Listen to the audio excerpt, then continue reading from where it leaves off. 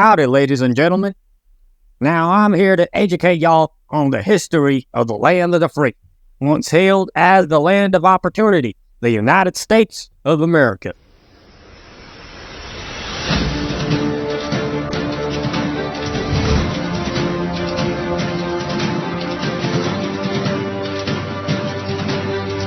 Yaitu sebuah negara yang tumbuh dari pemukiman awal yang disebut juga sebagai settlers, hingga menjadi kekuatan dunia yang kita kenali saat ini.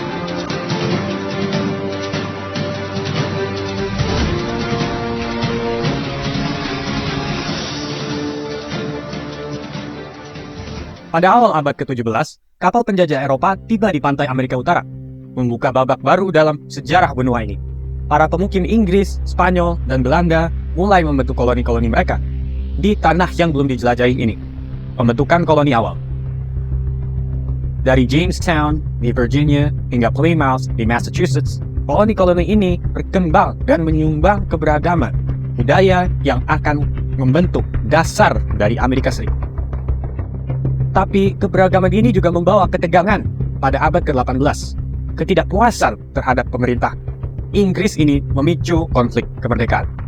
Ketika mendengar Amerika Serikat, sejelas kita akan membayangkan sebuah negara besar yang memiliki segalanya di berbagai segi kehidupan termasuk politik. Amerika Serikat memiliki luas wilayah sekitar 29,3 juta kilometer persegi dan penduduk sekitar 293.027.570 jiwa. Dan dari sekian luas wilayah dan jumlah penduduknya, Amerika Serikat mampu mengatur rakyatnya dengan sistem pemerintahan yang baik. Konstitusi Amerika menjelaskan bahwa landasan bernegara dibangun dengan sistem yang berangkat dari demokrasi, yaitu masyarakat berpartisipasi dalam pemilihan umum untuk memilih wakil mereka dalam pemerintahan. Partisipasi masyarakat di Amerika Serikat itu tidak hanya dalam pemilu, mereka tuh bisa mengekspresikan opini mereka melalui unjuk rasa, media, dan lain-lain.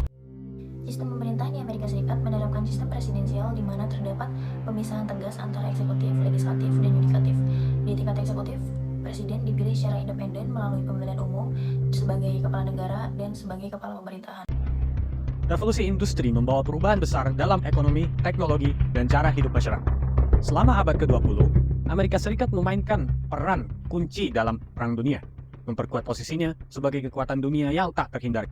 Pasca Perang Dunia II, Amerika Serikat membantu mendirikan Perserikatan Bangsa-Bangsa, menunjukkan komitmen terhadap perdamaian dunia.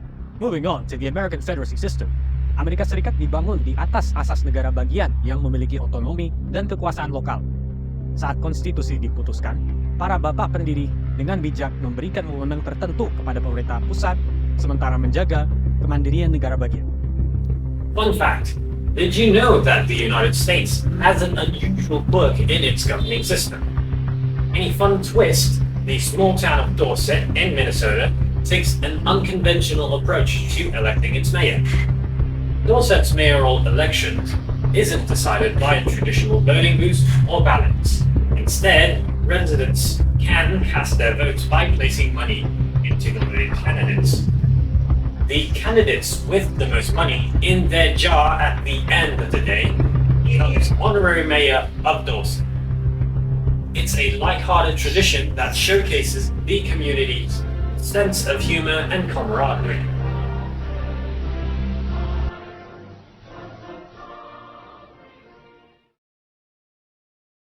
Gimana sih awal mula lahirnya negara Chile ini? Nah, sebelum kedatangan bangsa Eropa, wilayah saat ini menjadi negara Chile itu dulu tuh dihuni nih sama suku-suku pribumi kayak Mapuche yang ada di wilayah selatan dan tengah, dan beberapa suku-suku lain yang berada di wilayah bagian di Chile. Lalu, pada abad ke-16, penjelajah Spanyol di bawah kepemimpinan Pedro de Valdivia datang ke wilayah Chile pada tahun 1542 dan mendirikan kota Santiago. Lalu, Spanyol mulai mendominasi wilayah tersebut selama hampir 3 abad dan memperluas wilayah kekuasaannya ke seluruh wilayah Chile. Nah, pada abad ke-19, Chile mulai memperjuangkan kemerdekaannya dari Spanyol.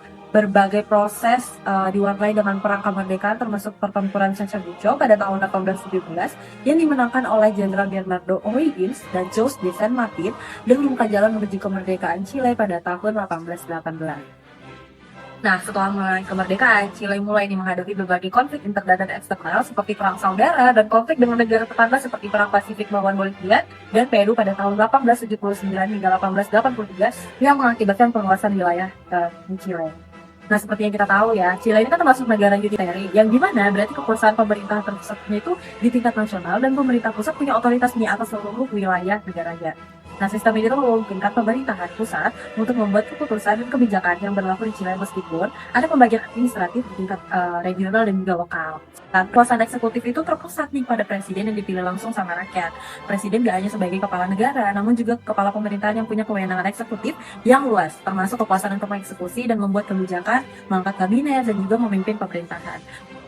Jadi, negara Chile merupakan negara demokrasi yang sebelumnya negara yang telah memakai sistem pemerintahan militer. Proses peralihan negara Chile menuju demokrasi telah melalui beberapa tahapan penting. Salah satunya adalah referendum yang dilakukan setelah unjuk rasa massa menentang ketidaksetaraan di negara itu. Pada referendum tersebut, sebanyak 78 penduduk Chile memilih ya untuk menggantikan konstitusi era kediktatoran yang berasal dari pemerintahan diktator militer Jenderal Augusto Pinochet. Hasil dari pemungutan suara tersebut memungkinkan penyusunan konstitusi baru yang kemudian akan diajukan kepada rakyat Chili dalam referendum lain. Proses ini merupakan bagian dari upaya untuk mengembalikan Chili menuju demokrasi setelah mengalami masa pemerintahan. Ada yang unik di pemilu Chili, berbeda dengan TPS di Indonesia yang dimana wanita maupun pria disatukan. Di Chile, sejak 1930, TPS antara pria dan wanita dibuat secara terpisah. Daftar pemilihnya pun dipisahkan berdasarkan jenis kelamin, meski sudah tidak diharuskan, namun sampai saat ini pemisahan tersebut masih berlangsung. Meskipun Indonesia dan Chile sama-sama merupakan negara demokrasi, akan tetapi berbeda dengan Indonesia yang masa jabatannya 5 tahun, dan boleh berturut-turut. Chile mempunyai masa jabatan hanya 4 tahun, dan tidak diperbolehkannya masa jabatan yang berturut-turut.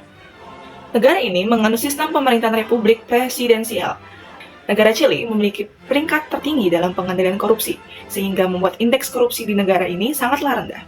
Selain itu, negara Chili juga merupakan negara dengan sistem politik yang paling stabil di Amerika Selatan.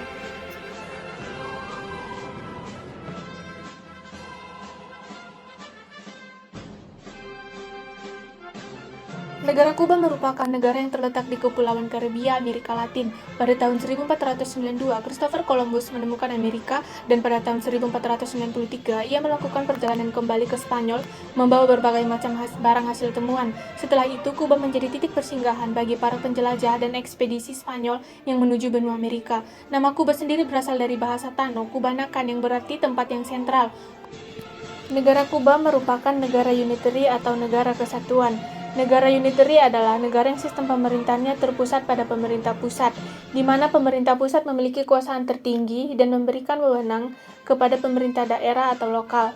Kuba memiliki sistem pemerintahan satu partai, yaitu Marxisme-Leninisme, di mana Partai Komunis diabadikan dalam konstitusi dan Presiden Kuba dipilih oleh Majelis Kekuatan Rakyat Nasional. Dalam sistem pemerintahan Kuba, Presiden memiliki kekuasaan tertinggi dalam negara dan pengaturan politik serta ekonomi negara dengan bantuan Partai Komunis Kuba. Meskipun Partai Komunis Kuba memiliki peran yang sangat dominan dalam pemerintahan, Konstitusi Kuba memberikan kekuasaan eksekutif yang besar kepada Presiden sehingga Kuba dapat dikategorikan sebagai negara dengan sistem pemerintahan presidensial meskipun hanya memiliki satu partai yang berkuasa. Kuba merupakan negara otoriter yang menganut sistem sosialis komunis dengan Partai Komunis sebagai kekuatan pembimbing utama masyarakat dan negara. Negara ini mengalami reformasi politik dan ekonomi tetapi masih mempertahankan sistem otoriter dengan Partai Komunis Kuba yang menjadi kekuatan pembimbing utama. Fakta unik berkaitan dengan sistem pemerintahan, politika Kuba merupakan negara dengan sistem pemerintahan presidensial, namun hanya memiliki satu partai yang berkuasa dalam pemerintahan. Kuba adalah negara satu partai Marxisme-Leninisme, di mana peran Partai Komunis diabadikan dalam konstitusi dengan Partai Komunis Kuba. Hal ini diatur dalam konstitusi Kuba yang menjadikan Partai Komunis sebagai kekuatan utama masyarakat dan negara, serta mengatur dan mengarahkan usaha bersama menuju tujuan pembangunan sosialisme. Meskipun partai-partai lain tidak ilegal, mereka tidak diizinkan untuk mencalonkan kandidat atau melakukan kegiatan politik di Kuba. Oleh karena itu, Kuba hanya memiliki satu partai yang secara efektif memegang kendali penuh atas pemerintahan dan kebijakan negara.